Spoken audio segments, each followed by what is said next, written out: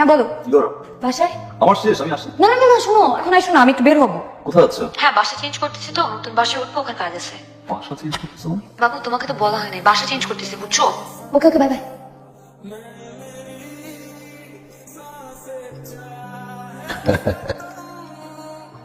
কে? আরে আপনি যে নাম্বারে ফোন করেছেন তা এই মুহূর্তে ব্যস্ত আছে। না, আজকে আর বাসায় যাবো না। আচ্ছা ঠিক আছে।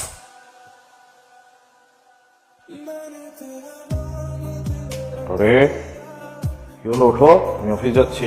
যাও। আচ্ছা, দরজাটা বন্ধ করে দিও। ভাই আপনি জান নাই সকাল 11টা বেজে গেছে। ভাই কি শরীর খারাপ? ভাই কি চলে যাচ্ছেন? স্যার কয়টা যাবেন?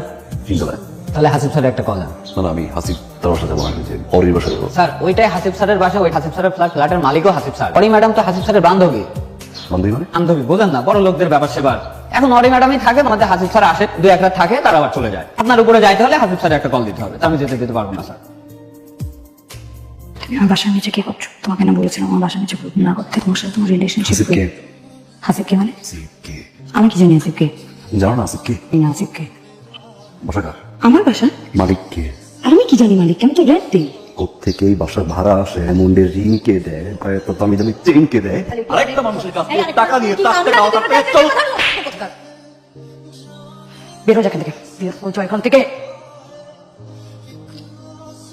হ্যালো, কি অবস্থা মা? ছেলে জন্ম দেওয়ার পরেই খালি মায়েদের কাজ শেষ হয়ে যায় না। ছেলে জন্ম দেওয়ার পরে ছেলেকে ম্যানার শেখাইতাম। কি ম্যানার শিখাইছেন আপনার ছেলেকে আপনি?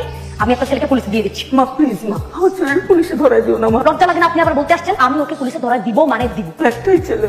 হ্যালো হ্যালো, আরে রাখি পুলিশে ধরায় দিব মানে মানে।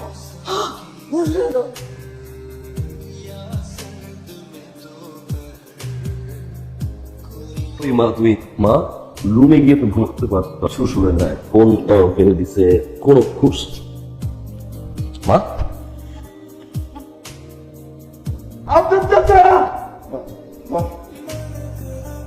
কি হয়েছে তোমার? কাল রাত থেকে দেখতেছি মুখটা অফ।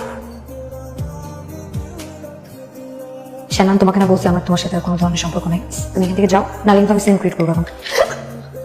আমার মা মারটা লাগছে।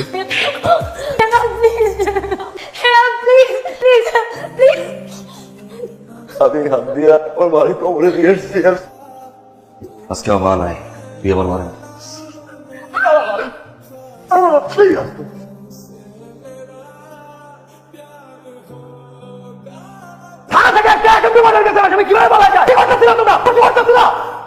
নানু আসতে দিত না।